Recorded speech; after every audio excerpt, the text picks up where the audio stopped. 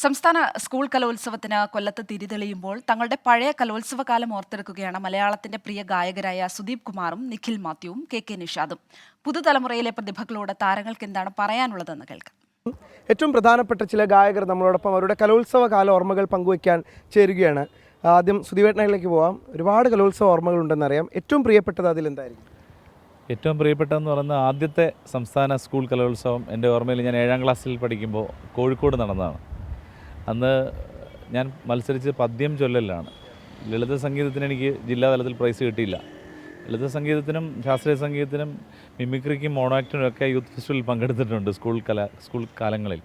അതിൽ ജില്ലാതലത്തിൽ കലാപ്രതിഭയായിട്ടുണ്ട്. പക്ഷേ സംസ്ഥാന തലത്തിൽ എനിക്ക് ഒരിക്കൽ പോലും പ്രൈസ് കിട്ടിയിട്ടില്ല എന്നുള്ളത് ഒരു സങ്കടമായിരുന്നു അക്കാലത്ത്. പക്ഷേ ഇപ്പോൾ നോക്കുമ്പോൾ സന്തോഷമേ ഉള്ളൂ. കാര്യം അന്നത്തെ എക്സ്പീരിയൻസ് എന്ന് പറയുന്നത് നമ്മൾ പലപ്പോഴും ഈ മത്സരവേദിയുടെ പ്രഷർ താങ്ങാൻ പറ്റാത്ത ഒരു മാനസികാവസ്ഥയായിരുന്നു എനിക്കൊക്കെ. അന്ന് നല്ല സഭാകമ്പം ഉള്ള ഒരു ആളായിരുന്നു ഞാൻ അക്കാലത്ത്. പലപ്പോഴും പേടിച്ചാണ് പാട്ടുകൾ പാടിയിട്ടുള്ളത്. മാത്രമല്ല ഇന്ന് കുട്ടികൾ എടുക്കുന്ന പോലെ ഒരു എഫർട്ടോ അത്രയും പ്രാക്ടീസോ ഒന്നും ചെയ്യാതെയാണ് പലപ്പോഴും വളരെ ലൈറ്റായിട്ടാണ് ഇതിനെ വിചാരിച്ചിട്ടുള്ളത്. ഇന്നത്തെ ഒരു മത്സരത്തിൻ്റെ ഒരു തീക്ഷ്ണത അന്നും ഉണ്ടായിരുന്നു. പക്ഷേ ഞാൻ അത്ര കണ്ട് മനസ്സിലൊരു ഭാരമായിട്ട് എടുത്തിട്ടില്ല. അതുകൊണ്ട് തന്നെ വലിയ സീരിയസ്നെസ് ഇല്ലാതെയാണ് പലപ്പോഴും പങ്കെടുത്തത്. അതുകൊണ്ട് തന്നെ ആയിരിക്കാം പലപ്പോഴും വിജയിയാവാൻ കഴിയാതെ പോയത്. പിന്നീട് പലപ്പോഴും മത്സര വേദികളിൽ സംസ്ഥാന കലോത്സവത്തിൽ ഉൾപ്പെടെ ജഡ്ജിങ് പാനലിൽ വന്നിട്ടുണ്ട്. അങ്ങനെയും കുറേ അനുഭവങ്ങളുണ്ട്. ലൈറ്റ് മ്യൂസിക്കിലൊക്കെ കിട്ടിയ ആളുകൾ പലപ്പോഴും ശാസ്ത്രീയ സംഗീതത്തിലൊക്കെ ആണെങ്കിലും അവർ പലരെയും, അതായത് പ്രഗത്ഭരായി മുന്നോട്ട് വരുമെന്ന് വിചാരിച്ച പലരെയും നമ്മൾ ഇന്ന് കാണുന്നില്ല. പിന്നെ വേറൊരു ചെറിയൊരു വിഷമയിലുണ്ടായിരുന്നത് വെച്ചാൽ ഈ കലാപ്രതിഭാ തിലകം പട്ടങ്ങൾ കൊടുത്തിരുന്ന സമയത്ത് അത് ഈ കലോത്സവത്തിലല്ല, ഈ കലോത്സവത്തിലുണ്ട്, മറ്റ് യൂണിവേഴ്സിറ്റി കലോത്സവങ്ങളിൽ വരുമ്പോഴത്തേക്ക് ആ പ്രതിഭകൾക്ക് അവർക്കൊരു എൻജിനീയറിങ്ങിനോ മെഡിക്കലിനോ ഒരു സീറ്റ് അനുവദിച്ചു കൊടുക്കുകയായിരുന്നു. അപ്പോൾ അങ്ങനെ കുറേ കലാകാരന്മാർ, പ്രഗത്ഭരായിട്ടുള്ള പല, നമ്മൾ കാത്തിരുന്ന് കാണാം എന്ന് വിചാരിച്ചിരുന്ന കലാകാരന്മാർ പലരും ആ വഴിയിൽ പോയിട്ടുണ്ട്.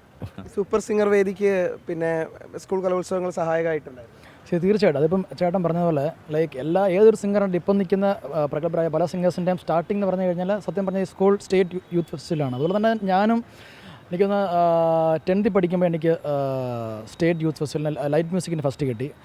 അതുപോലെ തന്നെ പരിചയമുട്ടനും അന്ന് എനിക്ക് ഫസ്റ്റ് ഉണ്ട്. അപ്പോൾ അതൊക്കെ സത്യം പറഞ്ഞാൽ അതൊരു എക്സ്പീരിയൻസ്. സത്യം പറഞ്ഞാൽ റെയർ കോമ്പിനേഷൻ പാട്ട്, കാരണം പരിചയമുട്ടന് പാട്ട് പാടുന്ന ഞാനായിരുന്നു. അപ്പോൾ അങ്ങനെ 2 മണിക്ക് ഫസ്റ്റ് ഉണ്ടായിരുന്നു. അത് കഴിഞ്ഞ് +2 പഠിക്കുമ്പോഴും ശരി, ഡിഗ്രിക്ക് പഠിക്കുമ്പോൾ. സോ സത്യം പറഞ്ഞാൽ ഈ നമ്മളിപ്പം കാണുന്ന പല റിയാലിറ്റി ഷോസിൻ്റെ ഒക്കെ ഒരു മുന്നോടിയായിട്ട് സത്യം പറഞ്ഞാൽ നമ്മുടെ ഈ സ്കൂൾ സ്റ്റേറ്റ് യൂത്ത് ഫെസ്റ്റിവൽ വേദികളാണ് ഒത്തിരി ഹെൽപ്പ് ചെയ്തിട്ടുണ്ട്.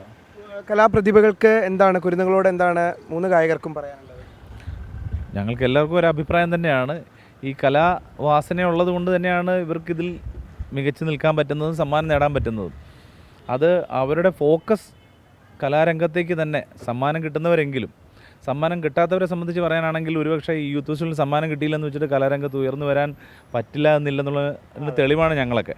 അപ്പോൾ അതുകൊണ്ട് ഒരു അർപ്പണ മനോഭാവം ഉണ്ടെങ്കിൽ, പരിശ്രമം ഉണ്ടെങ്കിൽ ഒരാൾക്ക് യൂത്ത് ഫെസ്റ്റിവലിൽ നിന്ന് പരാജയപ്പെട്ടാൽ പോലും അതിനേക്കാൾ ഉയരത്തിലെത്താൻ സാധിക്കും.